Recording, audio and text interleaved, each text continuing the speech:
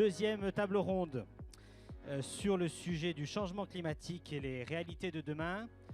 Un très grand expert qui nous fait l'amitié de sa première participation à notre fête de la pomme. Je vous demande d'accueillir Yann Verling, ancien ambassadeur de France, délégué à l'environnement et aujourd'hui vice-président de la région Île-de-France à la transition écologique, au climat, à la biodiversité.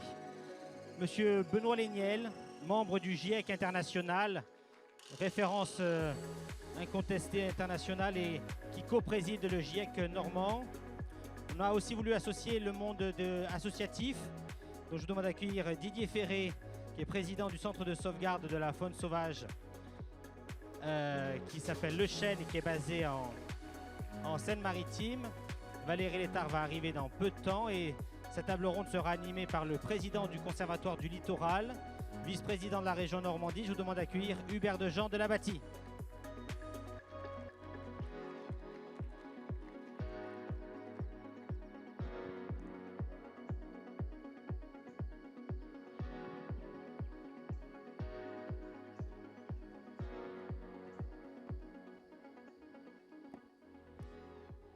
Bien, bon, bah, écoutez, a priori, Valérie va nous rejoindre. On m'a dit qu'elle venait d'arriver, je ne la vois pas, mais de toute façon, hein, on la voit de loin, oui, oui, elle est de grande taille. Bon, écoutez, chers amis, on démarre. Un petit mot pour vous dire que c'est un sujet qui nous intéresse tous. N'hésitez pas à nous interpeller dans ce qu'on va dire, dans les propos qu'on va développer, et à nous faire part, peut-être si on a un peu de temps, de vos constatations, expériences et propositions. Un tout petit mot sur l'été qu'on vient de vivre. Je ne sais pas si vous avez remarqué, mais on se répète, une fois de plus, l'été nous apporte la preuve indiscutable que le réchauffement climatique a tendance à s'accélérer. Et on va aborder ces différents sujets. On va les aborder de manière scientifique avec toi, Benoît, qui est membre du GIEC international. Mais je voudrais vous dire une petite chose. Je suis persuadé qu'on n'a pas encore pris la mesure exacte de tout ce que nous avions à faire pour lutter contre ces événements. Je vais prendre... Alors, je ne fais pas de polémique du tout, mais quand même, je regarde. Il y a des incendies terribles dans les Landes. Qu'est-ce qu'on voit? Le ministre de l'Intérieur. Qu'est-ce qu'on ne voit pas? Le ministre de l'Environnement. Quelles que soient les personnes. Ça prouve bien que le réchauffement climatique, pour les élus ou pour le gouvernement, ce n'est pas une affaire de gouvernance, c'est plutôt une affaire de sécurité publique. Ce n'est pas une affaire d'environnement. Donc, on doit méditer sur le fait qu'il faut que cette question-là soit prise en compte par tous et pas seulement par des mesures d'urgence ou des mesures de type sécurité civile. Donc, on va démarrer après cette constatation sur le fait qu'il faut qu'on s'approprie davantage le sujet, peut-être qu'on agisse un peu plus fortement qu'on l'a fait, parce que franchement, on en reparlera avec Valérie. J'ai quand même l'impression que depuis que Jean-Louis Borloo avait lancé le Grenelle de l'environnement, j'ai l'impression qu'on n'a pas retrouvé une dynamique de cette nature-là. Donc c'était quand même notre famille politique qui avait lancé cette merveilleuse idée, qui avait à cette époque-là suscité beaucoup d'enthousiasme, mais il ne s'est pas passé grand-chose. Bon alors, en tant que maire littoral, puis on est quelques-uns, Benoît, peux-tu répondre? Est-ce que David va avoir à Cannes les pieds dans l'eau encore plus et à quelle perspective? On va voir. En gros, est-ce que tu peux nous faire un rapide sujet, quelques chiffres clés, les tendances? Je crois que ça a tendance à s'accélérer. D'ailleurs, quand on fait nos plans de prévention des risques, on s'aperçoit qu'à chaque fois, on n'a pas les chiffres qu'on a sont déjà dépassés. Est-ce qu'on va assez vite? Oui, Hubert, tu as introduit effectivement avec ce qui s'est passé. Viens, Oui.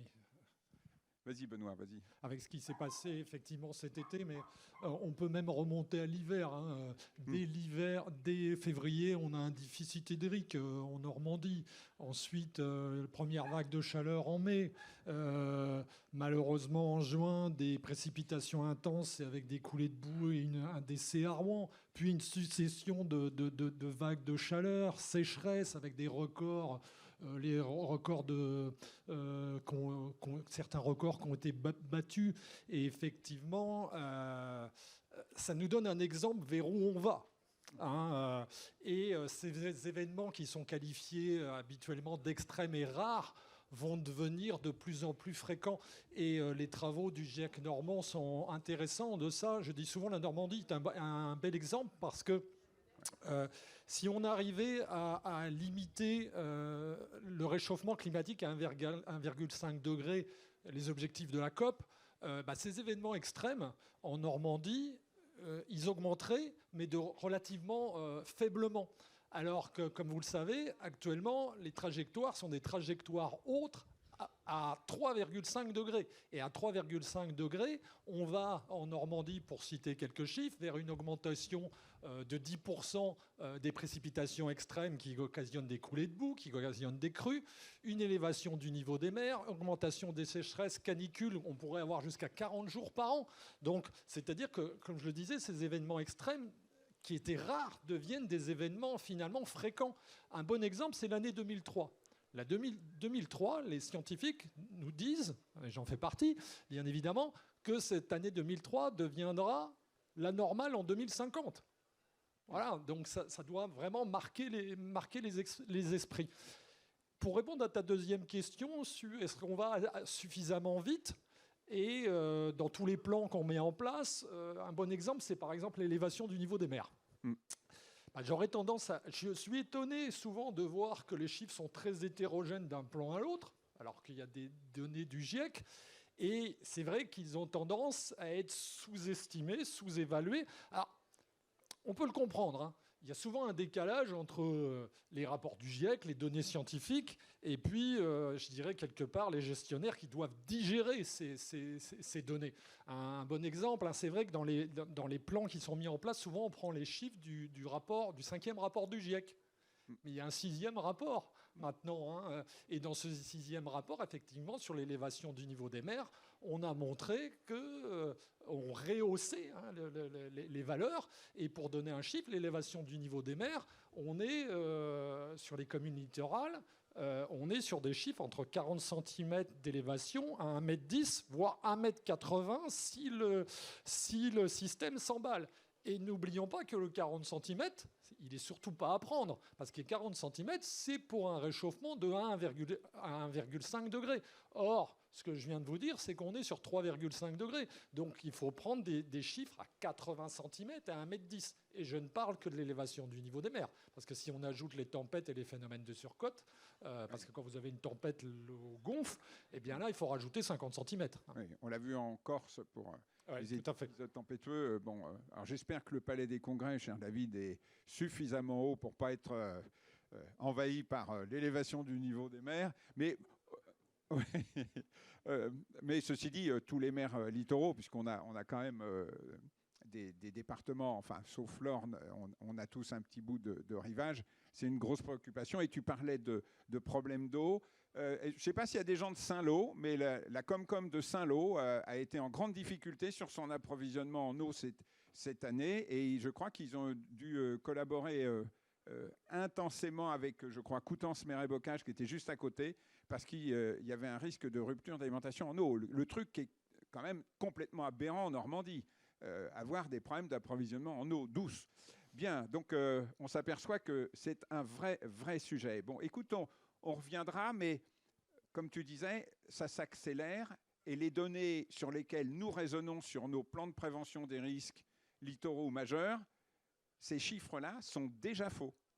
Donc, on a besoin... Ils sont sous-évalués. Alors oui. après... Donc, ça veut dire qu'il faut qu'en permanence, on réécrive la copie ou plutôt qu'on ait une copie dynamique, c'est-à-dire qu'on soit capable de dire, bon, on ne prend plus comme hypothèse 40 cm, on prend 80, et sur certains...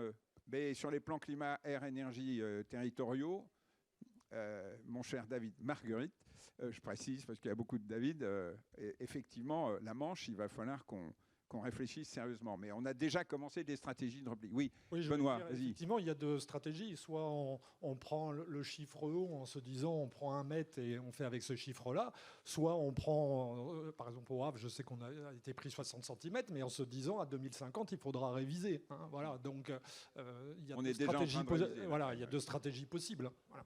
Bon. Écoute, merci beaucoup. Alors, c'est très compliqué. Puis après, il y a la réponse qu'on peut faire. Mais pour le moment, on reste un petit peu dans les constats. On va passer la parole à Didier, si tu veux bien. Bon, Didier, il tient... Il faut que vous alliez voir, hein, le chêne à Louville-Bellefosse, c'est remarquable ce qu'il fait. Et il soigne tous les animaux sauvages qui sont blessés et qu'on lui amène. D'accord ? Donc, mis à part le zébu, je crois qu'il est capable de... il a déjà soigné à peu près tous les animaux de la création. On n'est pas habilité zébu. Ah, t'es pas habilité zébu. Bon, alors c'est bon. Bon, dis-moi, mais beaucoup les phoques, parce que ça, oui, c'est ça. Ça permet à Hervé de les relâcher en faisant exactement. Alors, bon, donc, raconte-nous rapidement ce que tu fais, et puis de ton poste d'observation, le changement climatique. On a quand même vécu un été un peu dingo. Je vous rappelle que dans l'estuaire de la Seine, on a eu un orque et un beluga. Question, est-ce que c'est lié au réchauffement climatique ? Toi, tu penses que non. Par contre, tu observes d'autres conséquences. Alors, ton point de vue ? Alors, effectivement, l'orque et le beluga en Seine, c'est complètement atypique, mais déjà, ils ne devraient pas être en Manche. Alors, la Seine, bah oui, déjà. Et puisque beluga, mine de rien, soit il vient du Canada, soit il vient du Nord, et jusqu'à preuve du contraire, la Manche, c'est pas dans ce secteur-là. Donc voilà, même chose pour l'orque. Donc je ne sais pas pourquoi ils étaient là et ils sont morts tous les deux. Ça, c'est par contre pas étonnant. D'autant que l'orque avait une balle dans la tête. Alors donc c'était inévitable sa mort. Donc moi, je peux pas parler clairement de modification climatique. En revanche, je peux effectivement parler des conséquences. Il y a 20 ans, à peu près, le chêne, qui existait déjà, hein, puisque le chêne a 40 ans, il y a 20 ans, on accueillait un bon millier de spécimens et on traitait une bonne centaine d'espèces différentes. Aujourd'hui, le chêne, c'est 3000 spécimens, mais c'est toujours une bonne centaine d'espèces. Ça veut dire que le nombre d'espèces, il diminue de façon drastique. Et on peut le constater, il y a énormément de passereaux, granivores comme insectivores d'ailleurs, les deux orientations alimentaires, et donc qui ont complètement disparu.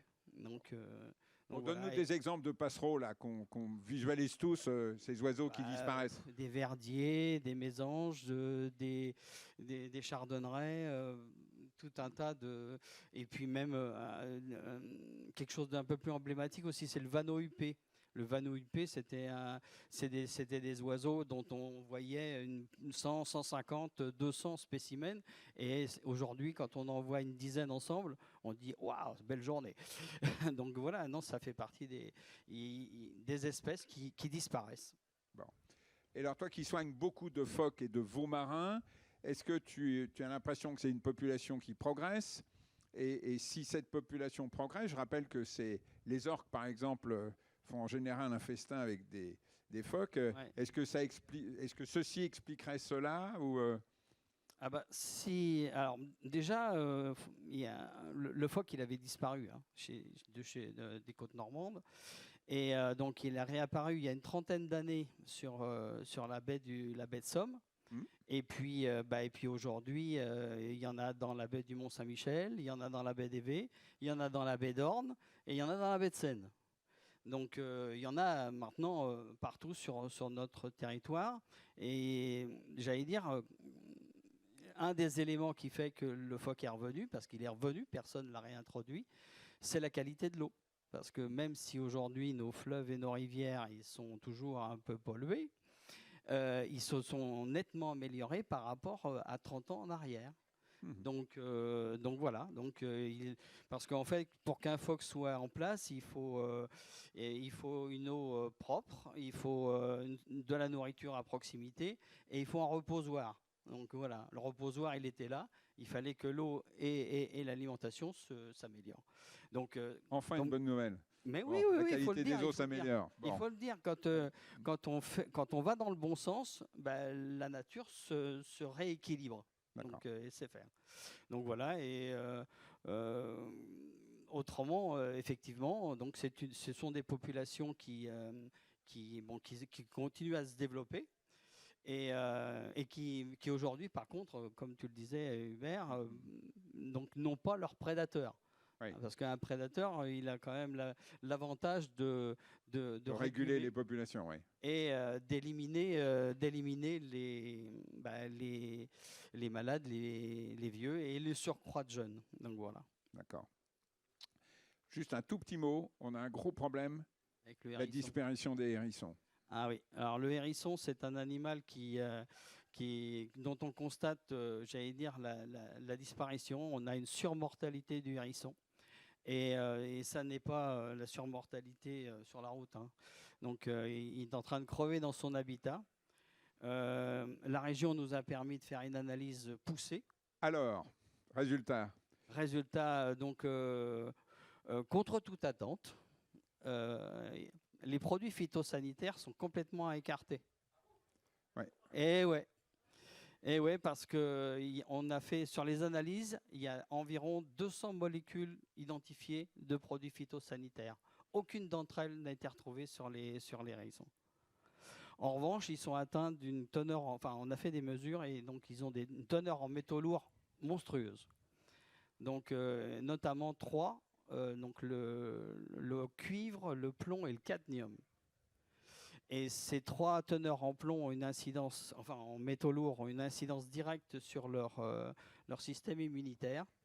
Et là, les bactéries s'en donnent à cœur joie.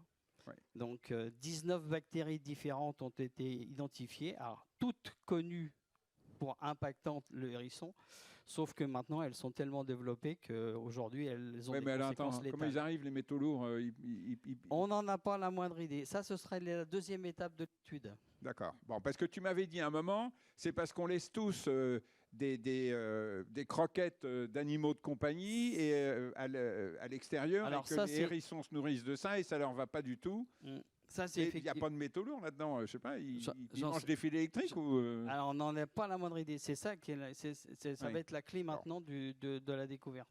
D'accord, parce que je m'apprêtais à lancer un appel à l'assistance. Ne laissez pas les croquettes de vos animaux de compagnie à l'extérieur. Non, mais ça reste vrai. Hein. Ça reste vrai, bon. Ça reste vrai et c'est même vrai pour tout en fait. À chaque fois qu'on essaye de nourrir la faune sauvage, dans beaucoup de cas, on fait des bêtises. D'accord. Bon, merci de ce constat, Didier. On était un petit peu sur les chiffres et ce qu'on observait. Maintenant, on va voir la réponse que nous, les politiques, on peut faire. Les politiques, je dis au sens large, hein, c'est un terme que j'aime pas beaucoup, mais ceux qui sont dans les exécutifs locaux. Et puis, est-ce qu'on peut avoir une action, je dirais, cohérente, ciblée et rapidement efficace? Parce que je crois que le temps de l'espérance est passé. Maintenant, on est vraiment dans le temps de l'action. Bon, Yann, toi qui vas présenter, je crois, très prochainement le plan de la région Île-de-France dans ce domaine-là, est-ce que tu peux nous en dire un petit mot sur cette stratégie globale? Tiens, tu as un micro là. Voilà. Merci Hubert, chers collègues, puisqu'on est vice-président de vos régions tous les deux, et on se voit de temps en temps en région de France. Alors, moi d'abord, je ne sais pas si on peut agir vite. Ce que je constate simplement, c'est que ce qu'on a tous pensé être un problème du futur, et les experts du GIEC nous disaient pendant des années les effets du changement climatique, c'est pour 2030, 2050, 2040. On constate que ce n'est pas du tout pour demain, et que c'est aujourd'hui, et que c'est même plus sévère que ce qu'on pensait. Et c'est le premier constat qu'il faut faire, c'est que la science ne peut pas tout nous dire et ne peut pas tout prévoir, et que les événements qui nous frappent nous surprennent et surprennent même les scientifiques. J'ai entendu des scientifiques cet été être surpris eux-mêmes par l'intensité des incendies, par l'intensité des canicules. Et je dois le dire, il faut s'y préparer à l'intensité certainement des inondations que nous aurons dans les mois qui viennent, puisque l'hiver est caractérisé par les inondations et les étés par les canicules. C'est un petit peu ce à quoi il faut s'habituer. Alors, est-ce qu'on peut encore éviter ça? Oui, on peut réduire l'intensité de ces phénomènes. Et pour réduire cette intensité, on a quelques années pour encore réduire nos émissions de gaz à effet de serre, pour réduire évidemment le réchauffement climatique global. Alors global, ça me permet quand même de rappeler, Et souvent, les jeunes qui nous interpellent, tout à l'heure, il y en avait une tripotée là sur la scène. Tout à l'heure, je suis venu de Paris avec Frédéric Dabi qui me disait dans son étude sur les jeunes, il disait que il y a quelques décennies, les jeunes étaient prêts à mourir pour leur pays. Et c'était un peu ce que révélaient les sondages de l'époque, et que les sondages d'aujourd'hui révèlent qu'une proportion équivalente des jeunes aujourd'hui, pas prête à mourir, mais prête à s'impliquer presque sacrificiellement pour l'environnement et le climat. Et ça en dit long sur la situation. Et ces mêmes jeunes, quand vous les avez face à vous, alors ça m'arrive de temps en temps, ils sont très violents avec les politiques, très durs. On a tous en tête Greta Thunberg, on en a vu d'autres, des Français aussi. On en a tous vu, ils sont très violents avec les politiques. Et souvent, ils nous disent, est-ce que vous avez lu le rapport du GIEC ? Alors, il ne faut pas dire non. Moi, je l'ai lu, le rapport du GIEC, enfin les rapports du GIEC, il y en a quand même maintenant beaucoup. Il y a quelques éléments qui, moi, me frappent toujours dans ces documents. C'est que d'abord, le réchauffement climatique n'est pas égal partout. Vous l'avez dit tout à l'heure, on a une visée à 1,5 degré maximum d'ici quelques décennies. En France, c'est déjà 1,7 degré. C'est déjà 1,7 degré en France. On a déjà dépassé d'1,7 degré les températures normales. On est parti là. Donc, et l'autre élément qui, moi, me frappe aussi, alors ce n'est pas forcément que des choses qu'on sait toujours, mais les émissions de gaz à effet de serre, puisqu'on parle de cette question des émissions d'abord, aujourd'hui, presque 50% des émissions de gaz à effet de serre, c'est deux pays, la Chine et les États-Unis. 30% pour la Chine, 15% pour les États-Unis. L'Europe, c'est 9% et la France, c'est 1%. Je ne veux pas relativiser l'impact, mais quand même, il faut se rendre compte qu'il y a un deuxième chiffre qui est intéressant dans tout. Tu as le sentiment quand même que quand on dit ça, ça peut être démobilisant pour les... Non, parce que je vais vous dire un deuxième chiffre. Le deuxième chiffre, c'est que, d'abord, par tête de PIB, ce n'est pas tout à fait pareil après. Nous, on émet quand même beaucoup par rapport à un Bengali ou un Indien. Mais le deuxième chiffre qui, moi, me surprend, c'est que quand on regarde les tonnes de CO2 que les Français émettent, presque la moitié, c'est lié aux importations. C'est-à-dire que c'est ce qu'on consomme en provenance de l'étranger qui est chargé en grande partie en carbone. Et donc, ça m'invite à dire, dans un premier temps déjà, c'est que parmi toutes les mesures qu'on prend, chaque fois qu'on prend une mesure qui favorise l'économie locale, l'économie française et la consommation française, on participe d'une diminution de notre empreinte carbone. Je le dis comme ça au passage, mais c'est des informations importantes. Après, tu signales circuit court. Vous avez compris, hein, le circuit court, c'est très, très bon pour le climat. Nous, on a, au niveau de la région Île-de-France, décidé de s'atteler aux parents pauvres des politiques climatiques, puisque je l'ai dit, la réduction des émissions, c'est fondamental. Mais le deuxième point qui maintenant devient crucial, c'est l'adaptation au changement climatique. L'adaptation au changement climatique, il faut s'y mettre maintenant vraiment. Alors nous, on va présenter effectivement à la région Île-de-France un plan régional d'adaptation au changement climatique. Et sur ce plan, il y a pas mal de mesures. Moi, j'insisterai peut-être sur deux points. Le premier, c'est qu'il faut maintenant qu'on comprenne que dans les villes, le végétal va devenir de l'or. Il faut préserver le végétal coûte que coûte, les grands arbres, le végétal existant, et en remettre davantage et davantage encore. Parce qu'il n'y a rien de mieux pour rafraîchir une ville que d'avoir du végétal. Il n'y a rien de mieux, mais rien de mieux. Donc ça, il faut absolument l'intégrer dans nos politiques urbaines, c'est de préserver le végétal et d'en créer davantage. Le deuxième point, c'est évidemment pour la lutte contre les inondations. Nous, on croit beaucoup, enfin, on va essayer de développer ça au niveau de la région Île-de-France, aux solutions fondées sur la nature. Et là aussi, il faut mettre en place des politiques de préservation des milieux humides. C'est les éponges naturelles pour éviter les inondations. On en a beaucoup détruit par le passé, des zones humides. Il faut maintenant en recréer partout, c'est possible. C'est une solution absolument fondamentale pour l'avenir. Donc, j'insiste sur ce point parce que si on ne s'adapte pas au changement climatique, les drames vont être encore plus importants. Oui, d'accord.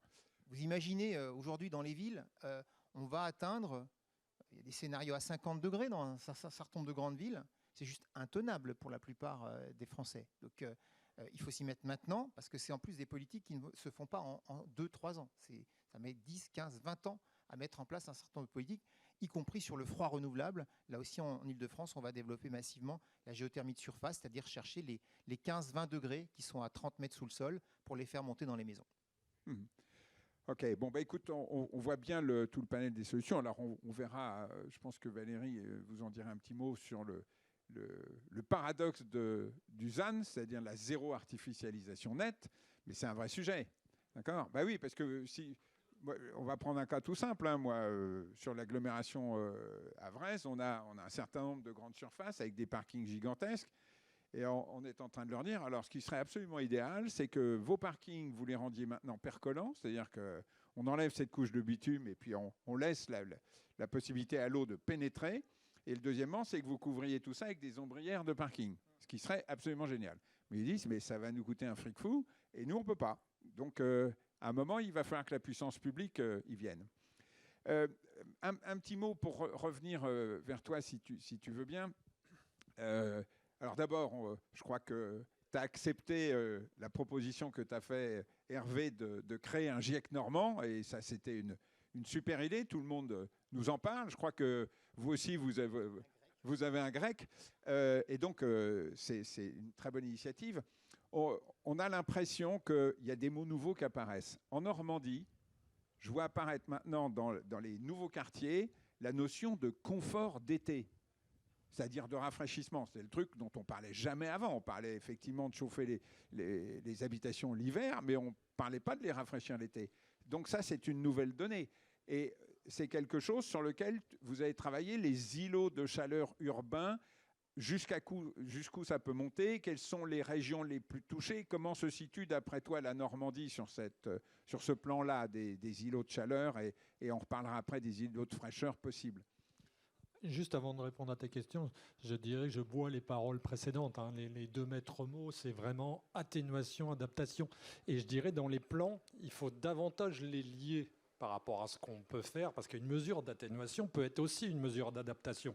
Et il faut bien réfléchir en disant qu'on essaie d'atténuer au plus pour essayer de s'adapter au mieux.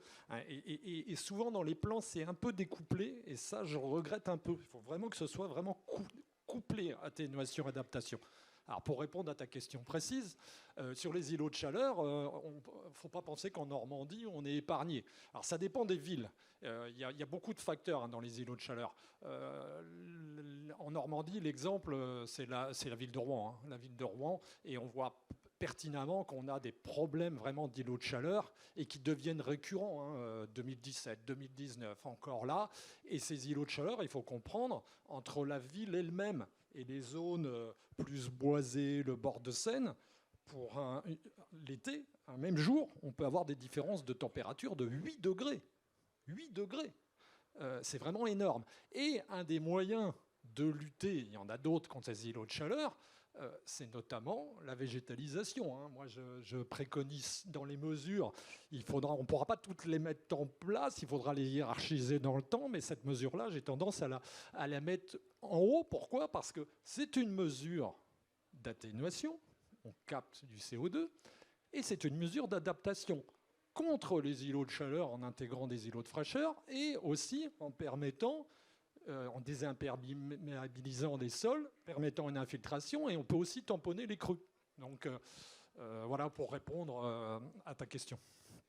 Tout à fait. Alors, on s'aperçoit, vous l'avez peut-être vécu cet été, que les moments les plus difficiles, ce n'est pas dans la journée quand la température monte, c'est la nuit quand la température ne redescend pas et que c'est un peu plus difficile d'avoir une nuit reposante. C'est là-dessus qu'on travaille, notamment, tous les collègues maires, on a tous sur nos territoires un EHPAD et on sait très bien qu'on est très attentif à ces variations de température dans nos EHPAD. Donc, ça, c'est un vrai sujet. C'est un vrai sujet. Dans le cadre du GIEC normand, on a des spécialistes de la santé et effectivement qui ont mis ça en avant. C'est quand même un souci, les fortes chaleurs en pleine journée, lorsqu'il y a des îlots de chaleur à plus de 40 degrés. Mais justement, la nuit, le problème, c'est qu'on a besoin de récupérer. et physiologiquement, on ne récupère pas. Donc les deux sont liés, il faut étudier les deux et essayer en introduisant des îlots de fraîcheur, on peut peut-être lutter contre ces problèmes-là. Et il y a aussi, intégrer une culture de la chaleur, parce que les chiffres qu'on a au GIEC normand montrent bien que en 2003, à l'été 2019, on a un taux de mortalité plus important en Normandie que d'autres villes comme Toulouse ou Strasbourg qui connaissent les mêmes phénomènes. Et une des raisons, qui n'est pas là que la seule, c'est cette culture de la chaleur aussi. Donc ça, on a un levier. On peut aussi, à un moment donné, insuffler cette culture de la chaleur comme on peut insuffler une culture autour du risque. Là, il y a vraiment un travail à faire culturel pour expliquer que le risque zéro n'existe pas et il faut vraiment insuffler cette culture du risque. Ouais. Parce qu'on a tous le réflexe, pour tous les établissements qu'on fréquente, pour nos établissements communaux, d'avoir le recours à la climatisation. Mais la climatisation, c'est un poison violent en matière de réchauffement climatique. Exactement. Parce qu'en fait, vous aggravez l'îlot de chaleur. Même si vous récupérez de la fraîcheur, vous aggravez l'îlot de chaleur urbain. Exactement. Okay. Didier, un petit mot, toi, qu'est-ce qu'on peut faire rapidement dans ton domaine? Comment on peut aider nos... Alors les passereaux, ça va être compliqué, parce que pour qu'il y ait plus de passereaux, il faut qu'il y ait plus d'insectes Mais donc moi, je ne peux pas faire grand-chose. Hein. Non. Ça, c'est clair. En revanche, pour améliorer mes résultats de survie d'animaux et de relâcher potentiel, il va falloir aussi que je prenne en compte cette élévation de température estivale. Et notamment, je pense qu'on va être obligé de mettre des bruisseurs dans nos volières. Ça va être impactant sur nos équipements. Ouais. Bon. Puis alors, tu m'as dit que tu as vu arriver des spécimens un peu étranges en termes d'oiseaux. Là. Qu'est-ce que tu as vu arriver en Normandie? Un vautour. Alors ça, c'est jamais arrivé, ça, avant? Jamais. Un vautour fauve. Et il s'est échappé d'une ménagerie ou Ah non. Le vautour fauve, je suis sûr qu'il était sauvage. Pas pucé, rien du tout. Bon. Et le vautour fauve... C'est quoi sa zone, normalement, au vautour fauve? Quand il est au Massif central, c'est déjà pas mal. Donc, mais ils sont surtout présents dans les Alpes et dans les Pyrénées. Donc il y a un gros problème de réintroduction, un gros programme de réglementation du vautour dans ces gros massifs. Et donc, nous, on l'a redescendu dans le Massif central. Donc voilà. Mais aujourd'hui, j'en ai un autre, encore plus atypique. C'est quoi? Un vautour africain. Ah bon? Alors celui-là, effectivement, comme tu le dis, Hubert, je ne peux pas sortir, j'allais dire, l'hypothèse comme quoi c'était de la détention un peu malveillante, donc j'en sais rien. Mais toujours est-il, c'est que vautour africain en Normandie. Bon, alors n'ayez pas peur. Si dans votre jardin, vous avez un vautour africain, vous appelez Didier et il s'en charge. Hein. Mais c'est quand même assez étrange. Mais tu me diras, on a bien des vents de sable qui nous arrivent du Sahara, donc effectivement... Donc on ne sait pas. Celui-là, je ne sais pas. Par contre, je suis bien embêté pour le replacer, celui-là. Parce que notre vocation à nous, c'est de traiter nos 250 espèces d'animaux normands et de les relâcher en Normandie. Déjà, il a fait qu'on se déplace de 400-500 km pour le vautour fauve. Là, billet d'avion pour aller le mettre en Mauritanie ou au Mali, ça va être un peu compliqué. Ok, merci Didier. Mais ne t'inquiète pas, on te fera signe. Hein, dès qu'on voit un animal bizarre chez nous, on t'appelle. Avant de passer la parole à Valérie qui va faire le propos, synthèse et conclusif, un petit mot, Yann. Je crois qu'il faut que les politiques, et pas seulement les Verts, se préoccupent de la notion de climat. Je sais qu'avec Roland, qui ne doit pas être loin, tu t'en occupes. C'est un scoop, on annonce ou on n'annonce pas Allez, vas-y. On peut en parler. Moi, je pense effectivement que là, on parle sérieusement du sujet entre nous ce matin.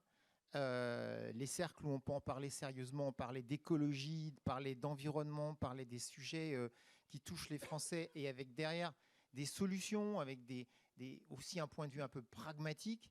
Aujourd'hui, on voit bien que politiquement, c'est pas possible de continuer à laisser ça entre les mains des gens qui nous parlent de steak, qui nous parlent de barbecue, de sapin de Noël qu'il faut pas d'arbres couper, morts, ouais. qui nous parlent d'aérodrome, d'aéroclub où il faut interdire aux enfants de découvrir les avions, de toutes les absurdités dont on entend parler ces derniers temps et qui décrédibilisent l'écologie et le message écolo. Et on est quand même un certain nombre à avoir ça chevillé au corps, de se dire, merde, il faut qu'on s'y mette concrètement et arrêter de laisser ce champ unique à des gens qui, évidemment, disent matin et midi n'importe quoi. Sans parler encore récemment, maintenant, le sujet, c'est les jets privés. Bon, moi, je veux bien que tout ça, c'est anecdotique. Et il y en a vraiment ras-le-bol. Et maintenant, il faut vraiment aborder la question avec sérieux. Il y a urgence, on vient de le dire, il y a une urgence à aborder cette question avec sérieux. Et donc, on est effectivement quelques-uns. Tu en fais partie, cher Hubert, avec Roland, aussi avec Nicolas. Il est là, Roland, vous pouvez vous approcher. Roland, il est là, il est au deuxième rang. Oui. Roland Marion, qui est conseiller régional Pays de la Loire. Pays de la Loire. On va créer un parti politique écolo. On va le lancer le 1er octobre prochain. Vous êtes tous conviés à y venir. Double appartenance permise, je rassure beaucoup de gens dans l'assistance. Voilà. Mais voilà, on a besoin d'une force politique écolo pragmatique. On verra. Je pense que on va être pragmatique, mais on va surtout pragmatique sur le fond. C'est-à-dire vraiment proposer, mettre sur la place publique des solutions, comme je l'ai dit tout à l'heure, où on va adapter demain les politiques publiques à ce changement climatique et arrêter de dire simplement il n'y a qu'à faucon. Non, il faut faire, il faut s'y mettre. Donc une écologie de gouvernement, ça n'existe plus en France. Ça existe dans pas mal de pays. Hein. En Allemagne, ça existe par exemple. Les Verts allemands sont une écologie sont absolument de gouvernement. pragmatiques. Par exemple, les Verts allemands, ils font des contractualisations avec la droite depuis longtemps. Ça leur pose aucun problème. Il faudrait que ça existe en France aussi. Voilà. Donc, Et c'est ce qu'on propose. Lancement le 1er octobre. D'accord. Et si vous voulez des renseignements, n'hésitez pas. Alors, on va passer la parole à Valérie. Je crois que tu préfères rester assise, je crois. Oui. Comme tu veux, comme vous voulez. Mais Bon. Alors, juste un petit mot. On s'était vu il y a quelques années, souviens-toi, à l'invitation de Catherine et de moi, tu étais venu voir les étudiants de l'école de commerce du Havre pour parler. Tu étais à l'époque au gouvernement, aux côtés de Jean-Louis Borloo. Tu avais en charge, je crois, les technologies vertes et puis aussi un peu le climat. J'avais surtout, en fait, après avoir passé 2 ans au gouvernement à m'occuper des solidarités, en fait, Jean-Louis avait demandé à ce que je vienne le voir pour un sujet qui redevient profondément d'actualité, qui était le lien entre écologie, transition climatique et pouvoir d'achat. Entre le portefeuille des ménages, car chacun a bien compris que changer ses comportements, changer ses habitudes, changer ses pratiques, ça a un coût, et que l'écologie et l'environnement, eh bien, plus les ménages sont modestes, plus les revenus sont précaires, et plus il est difficile de changer son véhicule diesel par un véhicule propre. Bon, on peut avoir une prime, mais la prime, elle est loin de tout couvrir. Oui. etc. Et à l'époque, c'est ce dont je m'occupais. Et d'ailleurs, on avait travaillé sur un plan qui a fonctionné pendant des années, qui s'appelait Habiter mieux, qui permettait à des ménages modestes de pouvoir être aidés financièrement pour rénover thermiquement leur logement. Et c'est tous ces sujets-là qu'on abordait au quotidien. Comment permettre à des ménages ces politiques modestes existent toujours, de transformer leurs pratiques. Ouais. Bon, et alors, si je suis un peu direct, j'ai l'impression que depuis avec Jean-Louis, vous aviez lancé le Grenelle. Enfin, le gros sujet, c'était le Grenelle de l'environnement. Franchement, j'ai l'impression qu'on n'a pas fait grand-chose. Enfin, je ne sais pas, vu de ton point de vue, alors peut-être qu'au Sénat, vous avez beaucoup travaillé, mais au niveau gouvernemental, j'ai pas eu de grand soir sur ces questions-là. En tout cas, je ne sais pas si on peut juger point par point de ce qui s'est passé, mais c'est vrai que quand Jean-Louis a pris ce sujet-là à bras-le-corps, avec bien évidemment le soutien du président de la République et un gouvernement qui était mobilisé autour de Jean-Louis, qui avait une vraie action transversale, je pense que la grande différence, même si c'était à l'époque un changement brutal et qui interrogeait, beaucoup avaient peur parce qu'on bougeait beaucoup, en tout cas la façon dont on réfléchissait l'action publique et l'intervention dans les grandes thématiques de la vie publique. Mais s'il y a quelque chose qui a été absolument marquant pour moi, et qui a permis de changer le regard sur l'environnement et l'écologie à cette époque-là, mais une écologie positive au sens où on essayait de faire en sorte que l'humain, l'homme, l'économie et l'environnement puissent être conjugués et faire en sorte que ce ne soit pas l'un qui punit l'autre, mais que l'homme ne peut pas vivre sans effectivement préserver son environnement et que l'homme et l'environnement ne peuvent pas trouver des voies et moyens de continuer à prospérer si l'économie n'est pas non plus prise en considération. Le tout, c'est comment on allie ces trois éléments et faire en sorte effectivement que tout cela amène à quelque chose qui soit durable. Et d'ailleurs, c'est la définition du développement durable. C'est comment on crée une société dans laquelle on peut s'épanouir et s'épanouir sans abîmer la nature, mais en faisant en sorte que l'homme puisse lui aussi ne pas se retrouver dans une situation impossible. Parce que, comme je le rappelais tout à l'heure, quand on prend des décisions en disant le climat, c'est une catastrophe, Yann, tu l'as dit, il faut agir plus vite. Vous l'avez dit, monsieur, les chiffres s'accélèrent. La situation, si on en doutait encore, il suffit de regarder ce qui s'est passé cet été, tout le monde a bien compris, par la démonstration, par la preuve qu'il fallait bouger. Mais s'il y a une chose qui est certaine, c'est qu'on doit avancer à un rythme supportable et acceptable par les hommes et les femmes qui constituent la société. Le moment où on n'arrivera plus à faire bouger les enjeux environnementaux tels qu'on devrait le faire, c'est le moment où on aura décidé de faire une écologie qui a oublié qu'on vivait en fait dans un univers où tout ce qu'on fait, on le fait parce qu'il faut qu'on retrouve l'épanouissement et faire en sorte qu'hommes et nature puissent effectivement trouver leur place dans le respect mutuel. Alors, c'est vrai que moi, s'il y a quelque chose que je dois dire et quelque chose qui m'a beaucoup marqué à cette époque, c'est que Jean-Louis a pris le postulat et à l'époque, le gouvernement était dans cette idée qu'on transforme la société en s'appuyant sur les forces vives des territoires, sur la société civile, sur les associations, sur les collectivités, cher David. Et quand je dis les collectivités, c'est parce que ce sont eux qui mettent les mains dans le cambouis et les opérateurs de territoire, ce sont eux. On ne peut pas faire sans les associations, on ne peut pas faire sans les partenaires sociaux, sans les entreprises. Et qu'à l'époque, les Grenelles de l'environnement, pourquoi ils ont infusé ? Pourquoi c'est un déclencheur et que toute la société a commencé à comprendre ce qui se passait ?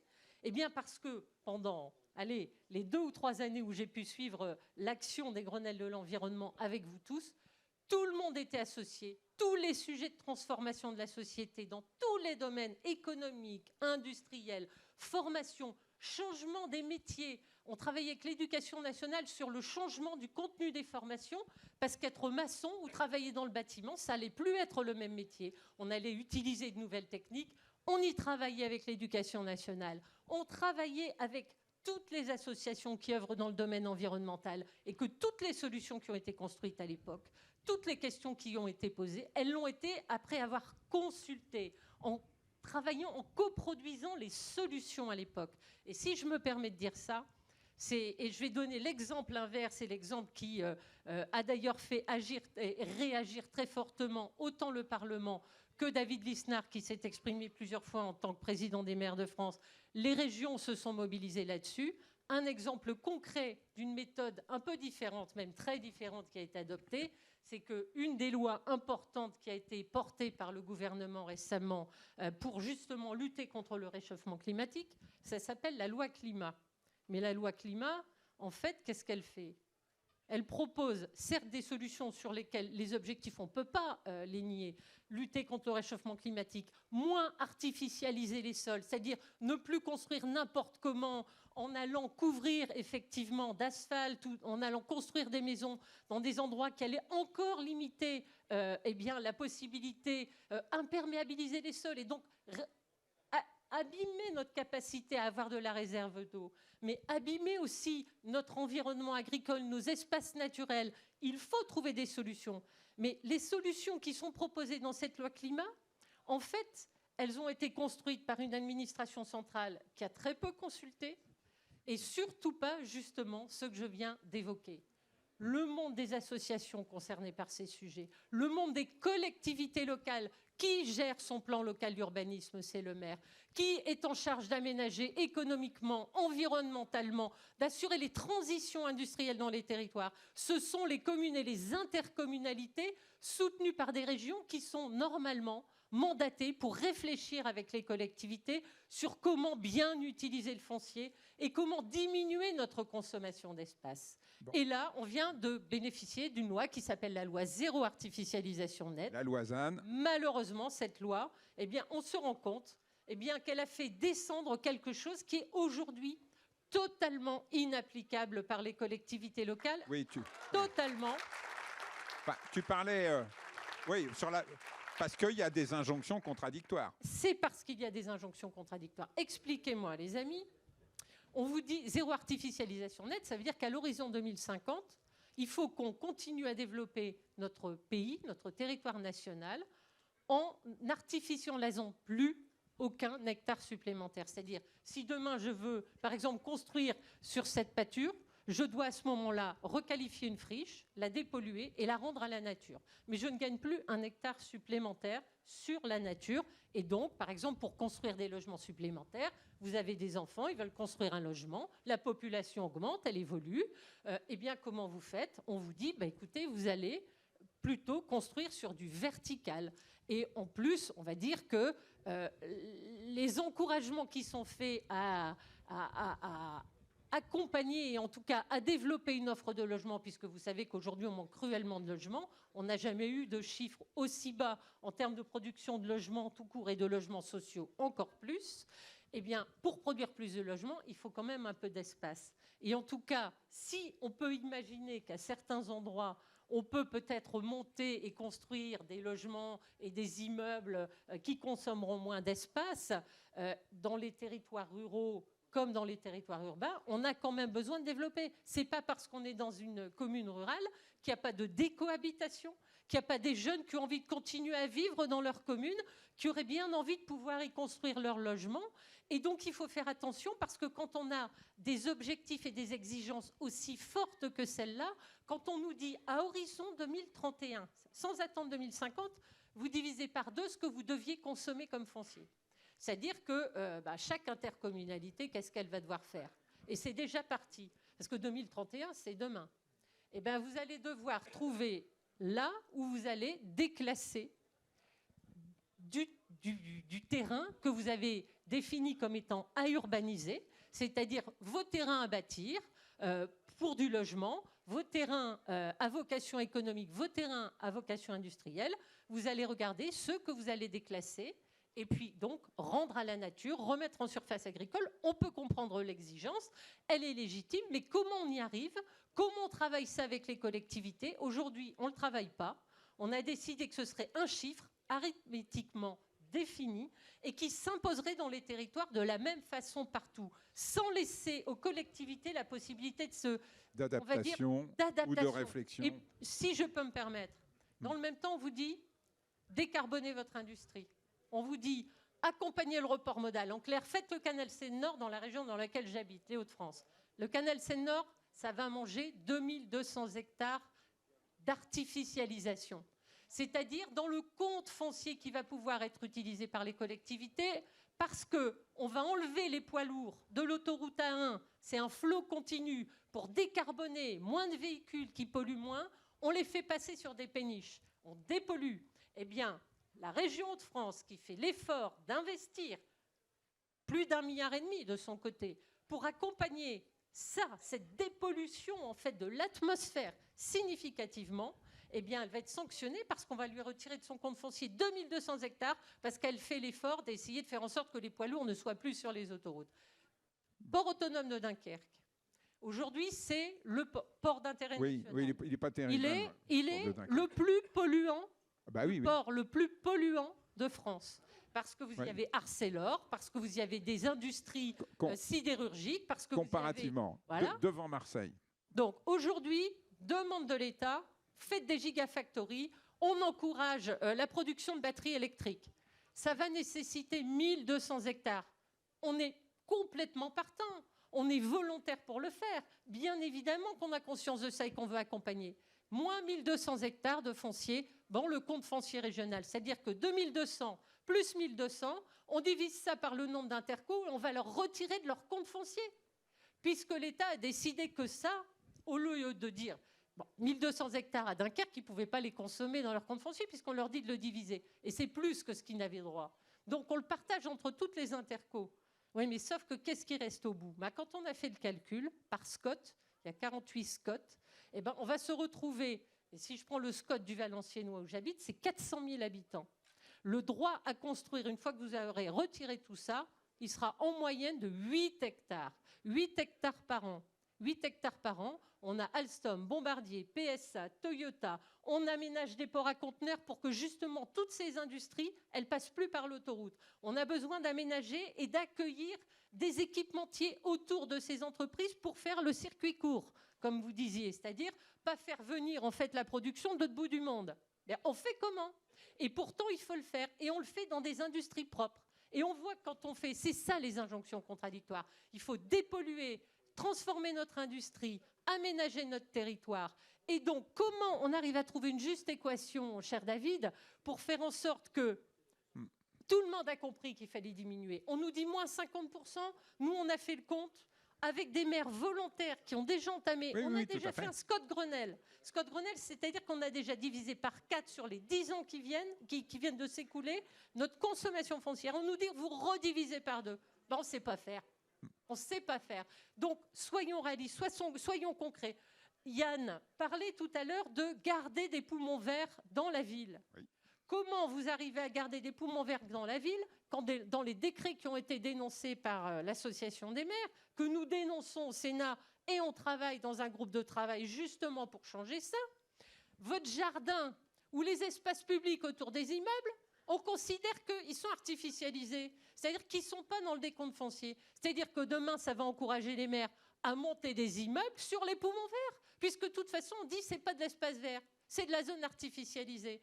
Donc, c'est-à-dire que tout ce qui descend de là-haut est tellement vertical, brutal, sans connaissance justement de ces percussions qu'on va avoir, de ces injonctions contradictoires auxquelles les maires font face tous les jours quand ils doivent mettre en musique tout ça. Et bien, c'est là-dessus qu'il faut changer de méthode. Les élus locaux ne sont pas les agents de l'État. Ouais, alors là, on les élus locaux, ce sont les partenaires de l'État. Les élus locaux, on leur confisque la fiscalité. Et on dit c'est pour améliorer le pouvoir d'achat. C'est pas vrai. Vos taxes d'habitation, vous les payez toujours, par exemple. Et ceux qui ne les payent pas, ils ne les payaient déjà pas avant. Ils avaient des dégrèvements, des dérogations. Ce que je veux dire par là, c'est que la mesure nulle par excellence. Ouais. La fiscalité, on supprime la capacité des collectivités à accompagner ces changements. Aujourd'hui, on dit que ça va coûter cher, les changements. On va supprimer la CVAE aux intercommunalités. C'est bien, d'accord ?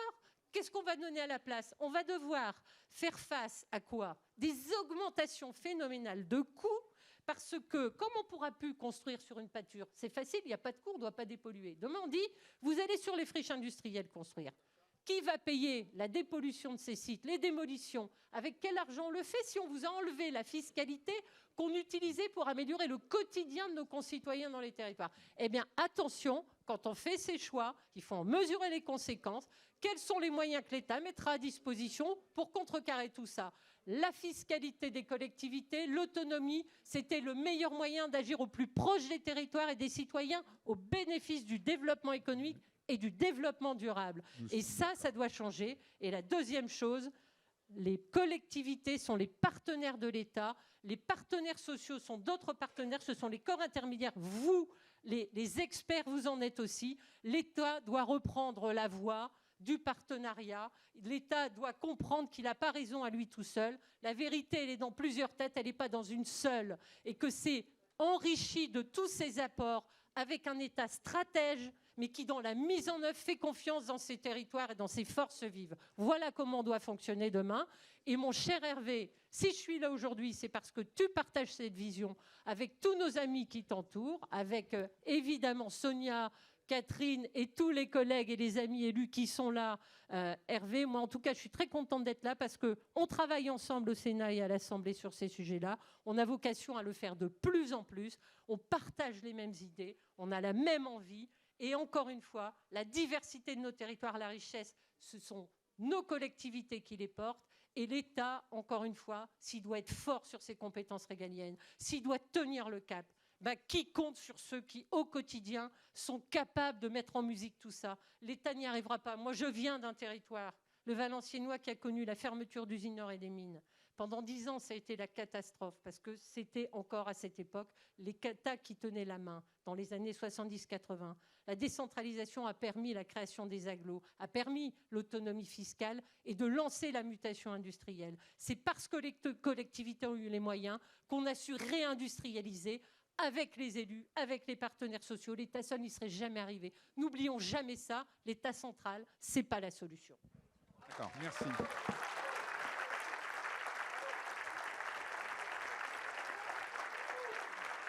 Alors,